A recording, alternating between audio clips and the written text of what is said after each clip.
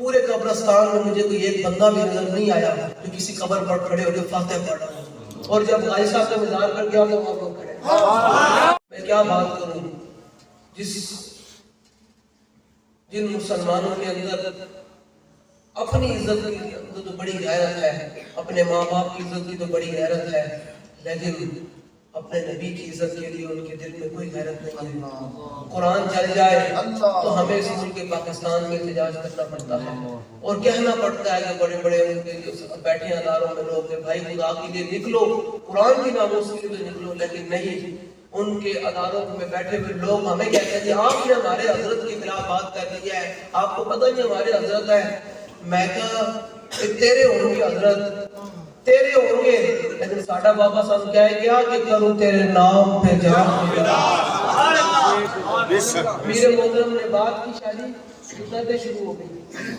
کہا جی آپ نے حافظ صاحب کو بکانا ہے تو یہ دیکھیں جی ایسے تو ویسے نہیں، اور میں نے جی ہم نے غلط بات تھوڑی کی ہے،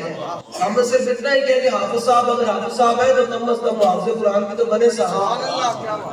کم از کم حضور کی عزت کے لیے بات تو کریں، یہ ہوتے تو 4 دن کی بات ہے۔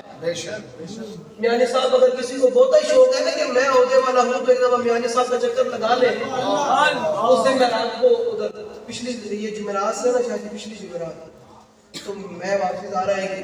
چھانا مانا سے واپسی محفل تھی، وہاں جنازہ تھا کہ محفل وہاں سے واپس آیا نا تو ایک اسپتال میں ملنا تھا، یاد کرنی تھی، تو واپسی کرنا میں گزرا یہاں سے غازی الدین شیخ رحمت مزار سے، تو حاضری کے لیے اندر چلا گیا، تو میں نے کہا غازی صاحب کو سلوٹ مارتے جائے، تو واللہ پورے قبرستان میں مجھے کوئی ایک بندہ بھی نظر نہیں آیا جو کسی قبر پر کھڑے ہو کے فاتح پڑھ رہا ہوں، اور جب غازی صاحب کے مزار پر گیا تو وہاں لوگ کھڑے، وہاں لوگ کھڑے تھے، ہاں کہ غازی صاحب نے تو شادی بھی نہیں کی، کوئی پیچھے ہے بھی نہیں کہ نام لے والوں کہتے اولاد ہو گئے تھے نام ہے، میں کہا غازی صاحب تو اولاد بھی کوئی نہیں۔ میں ایک بار کو پوچھا، میں کہ اقبال ایک ہی گل بڑھ گئی، پورا قبرستان خالی پیا، کوئی فاتح پڑھنے والا بھی کوئی نہیں، تو غازی صاحب کے بول کھڑے ہو کے لوگ سلوٹ میں آ رہے ہیں، ایک گل کی بڑھ گئی، اقبال کہتا ہے کہ محمد سے وفا تو نے،